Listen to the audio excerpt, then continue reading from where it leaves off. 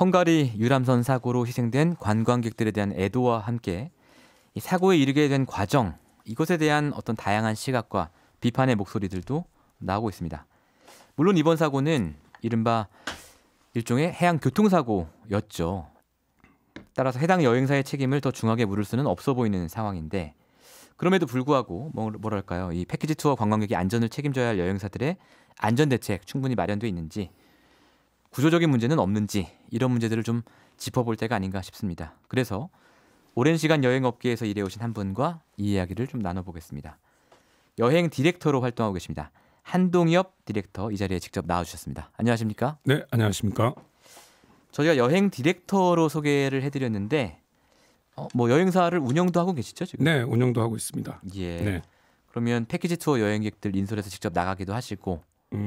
저희는 이제 예. 패키지는 아니지만 네, 그룹을 만들어서 나가기도 합니다. 예. 네, 실제 비슷한 형태는 비슷하다고 보시면 됩니다. 아하, 유럽 쪽도 많이 나가시고요. 한 번씩 나가고 있습니다. 예. 네. 자, 이번 사고 제가 앞에서 말씀드린 것처럼 어쨌든 이제 이 대형 크루즈선의 선장이든 누가 됐든 그쪽 과실로 난 교통사고다. 네. 이게 이제 전체적인 해석인데. 네, 지금 그렇게 나오고 있더라고요. 예. 그럼에도 불구하고 뭔가 좀 승선할 때 구명조끼를 착용하지 않았다라든가 네. 악천후 속에서 크루즈를 굳이 강행해야 했느냐 네. 이런 안전 문제 지적하는 목소리도 계속 나오고 있거든요. 어떤 부분이 문제였다고 보십니까? 지금 조사가 완전하게 나오지 않은 상황에서 예. 딱 이런 부분이 문제였다라고 말하는 것은 좀 적절하지 않을 수도 있겠으나 제가 예. 본 관점에서는 예. 굉장히 애매한 상황에서 이 배가 운행을 해야 되느냐 안 해야 되나 하는 부분을 예. 현지에 있는 인솔자나 여행사가 예. 지금 현재 구조로서는 일단 쉽게 본인들이 판단할 수 있는 구조가 아니다 보니 아하. 네, 그런 부분 때문에 운행을 했다라는 부분. 왜 그렇습니까? 왜 본인들이 판단을 못하죠? 현재 이제 여행사의 구조는 서울에서 예. 손님을 모객을 하는 회사와 예. 현지에서 핸들링을 하는 회사가 실제로 다릅니다. 그리고 이제 현지 회사들도 예. 자체적인 소속의 어떤 가이드들도 있지만 예. 프리랜서 가이드들도 있고 그러니까 의사 결정을 하려고 할 때 바로 네. 본인이 결정을 해서 본인이 그 결정 사항을 바로 이행할 수 있는 구조가 아닌 거죠. 또 우리가 물어봐야 되는 거죠. 일종의 이제 서울에 본사가 있고 그렇죠. 원청이 있고 네, 그렇죠. 현재 하청업체가 있는데 네네네. 가이드는 하청업체 직원이나 프리랜서기 때문에 네, 그렇죠. 오늘 날씨가 좀 안 좋은데 네. 이래도 취소합시다 이 말을 못하는 거군요. 그렇죠. 그리고 사실 이번 같은 경우는 다른 배들이 일단 다 떴다라는 게 가이드 입장에서는 이걸 취소해야 되느냐 말아야 되느냐 하는 상황까지 사실 제가 봤을 때 생각을 못 하셨을 확률이 더 높기도 하고요. 그리고 만약에 평소 때보다는 한 달 정도 비가 계속 내렸고 사실 유속이 좀 빨랐기 때문에 한번 좀 우리가 지금 너무 아쉬워하는 부분처럼 배를 꼭 띄워야 하느냐는 부분에서 그렇게 생각을 했다 하더라도 방금 말씀드린 그런 구조적인 부분 때문에 본사에 전화해서 물어보면 안 됩니까? 본사에서는 또 현지의 상황을 또 더 중요시하게 여기겠죠. 아하. 그리고 사실 고객들을 설득하는 작업도 또 쉽지는 않습니다. 왜냐하면 또 동유럽 3대 야경이라고 하는 그것을 보기 위해서 이 먼 곳까지 오신 분들도 있을 텐데 그분들이 수가 적다면 모르지만 이번처럼 수십 명씩 되고 한다면 다 한 사람 한 사람 동의를 다 받아야 하는데 그런 부분에서 다른 배들이 뜨고 있는 상황에서 참 그 동의를 받는다라는 것도 조금 여행사 입장에서는 사실 쉽지 않은 부분이었을 거라고 생각이 됩니다. 이 관광객들 입장에서는 정말 큰맘 먹고 유럽까지 갔는데 또 패키지 여행이다 보니까 일정이 빡빡할 거 아닙니까? 만약 오늘 배를 못 타면 내일 타는 게 아니고 그렇죠. 넘어가야 되니까 딴 데로 또 가야 되는 맞습니다. 거잖아요. 그런 얘기가 있군요. 대표님께서도 뭐 그런 경험이 있으신가요? 예전에 아주 오래 전에는 그런 경험이 제가 다른 여행사 일을 잠깐 했을 때는 그런 경우가 있었습니다. 좀 이거 무리다 싶은데도 강행할 수밖에 없었던. 네, 그렇죠. 왜냐하면 딱 일정이 정해지면 그 일정에서 벗어나게 되면 이제 고객들의 어떤 클레임도 발생을 하게 되고 예. 그리고 금전적인 부분도 그러니까 손실이나 이런 부분도 사실 뭐 자연재해라든지 이런 부분 예. 큰 부분들은 고객들하고 미리 합의가 돼서 여행약관이라는 것도 있으니까 계약서에 예. 그런 부분들에 대해서 이행이 되겠지만 현지에서 예. 바로바로 그런 것들을 고객하고 어떤 이제 상의를 해서 그런 네. 위험 요소들을 제거할 수 있는 예.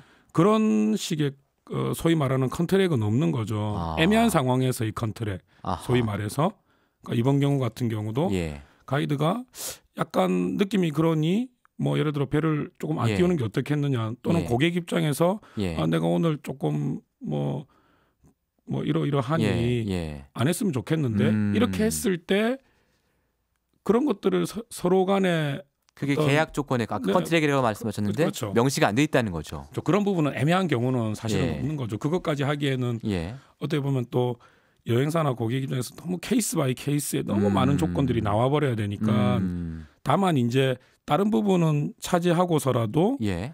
안전에 대한 부분만큼은 예. 서로 간에 예. 그러니까 좀 협의가 되면 훨씬 더 좋지 않나 싶은데. 그럼 지금 이렇게 네. 악조건에서도 강행할 수밖에 없는 구조를 말씀 주셨는데 네네네.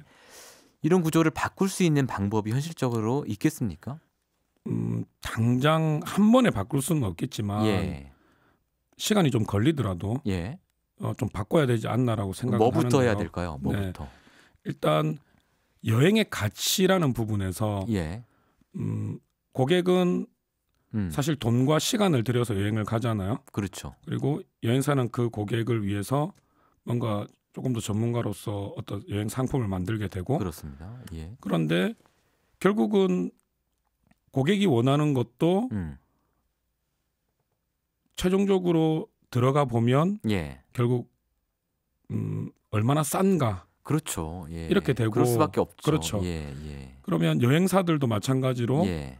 고객의 니드를 충족시키지 못하면 예. 결국 경쟁이 되지 않고 그러면 도태가 되니까 결국 이제 그런 부분들에서 문제가 발생되고요. 그래요. 반대로 예. 그러면 왜 여행사들은 남들이 할 수 없는 것이라든지 뭔가를 만들어서 예. 조금 더 나은 부가가치나 밸류를 창출을 해서 예. 고객들한테 제한을 할 수 없는가? 저가 경쟁만 하지 말고. 네, 예. 그렇죠. 예. 그런데 이 부분도 큰 여행의 흐름이라는 게 있어요. 지금 사실은 그나마 이제 요즘 여행 트렌드가 많이 바뀌어서 예.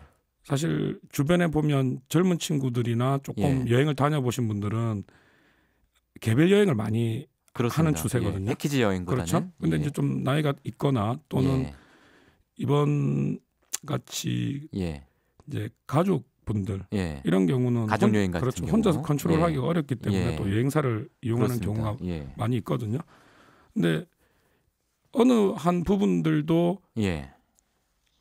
이 자유여행은 자유여행대로 또는 패키지는 패키지대로 자꾸 패키지는 저가형 형태로 가버리고 예. 자유여행은 그게 싫어서 자유여행을 하는 형태로 예. 돼버리고 예. 그러니 원래 생각했던 그냥 떠나면 여행이다라는 이 가치 말고 어차피 시간과 돈을 들이는 거라면 뭔가 조금 더 준비를 하고 예. 조금 더 자기들한테 맞는 예. 컨셉이나 여행이 어떤 것인지를 조금 고민을 해볼 필요가 있는데 저희가 그런 교육을 받지는 않기 때문에 예. 외국의 관광객들은 좀 다릅니까? 저희 같은 경우는 사실 해외여행이라는 게 예. 활성화된 지 그렇게 오래되지는 않았거든요. 예. 한 20여 년 됐죠. 네, 그렇죠. 예. 예. 그러니까 사실 짧잖아요. 예. 지금 되게 과도기적인 현상이라고 볼 수도 있는 거죠. 그런데 무려 작년 같은 경우에 예. 한 3천만 명 정도가 인천공항을 출국을 했다고 해요. 예, 예. 물론 중복 카운팅도 됐을 수 그렇죠. 있겠지만 예. 근데 그 수에 비하면 예. 이 여행이라는 문화가 예. 이제 한국에서 시작된 지가 그렇게 길지 않다 보니 예. 결국 초창기 때 그러니까 이제 발생할 예. 수 있는 문제들, 예. 과도기적인 그런 예. 문제들이 아직은 서로 좀 해소를 해보려고 하지만 예. 해소가 안 되는 예. 이제 뭐 그런 부분인 것 같습니다. 예. 네. 문화의 문제다라는 말씀 주신 건데 네. 문화의 문제 이전에 여행사와 여행업계가 이번 사고를 통해서 좀 반성하고 변화해야 할 부분은 없다고 보십니까?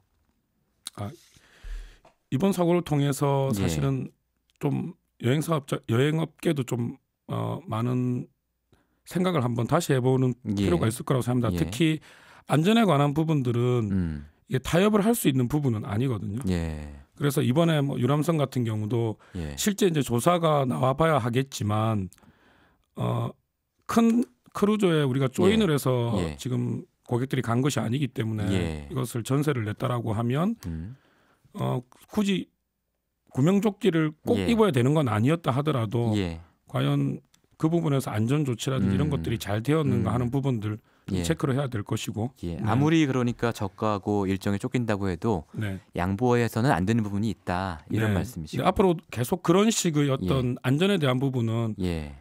여행사와 고객 모두 다 최우선적으로 하는 그런 문화가 좀 정착이 되면 좋겠습니다. 알겠습니다. 네. 오늘 말씀 여기서 마무리해야 될 것 같습니다. 감사합니다. 네, 감사합니다. 지금까지 여행 디렉터 한동엽 씨와 함께 패키지 여행의 구조적인 문제 그리고 우리 여행 문화의 문제 짚어봤습니다. 고맙습니다. 네, 감사합니다. 평일 아침 7시 20분 시민보의 시선 집중.